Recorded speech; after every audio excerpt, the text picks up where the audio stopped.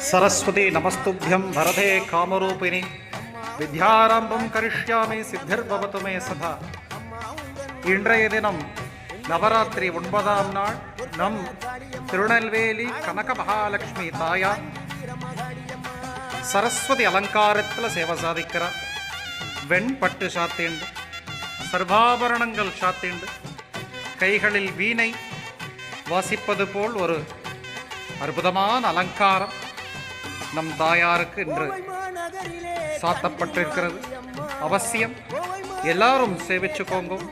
இதை சேவித்துக் கொண்டிருக்கும் அனைத்து பக்தர்களுக்கும் சகலவிதமான வித்யையும் வித்யாலட்சுமி அனுக்கிரகம் செய்த பிரார்த்திக்கிறேன். ஜெய் சீதாராம், ஜெய் கனக மகாலட்சுமி.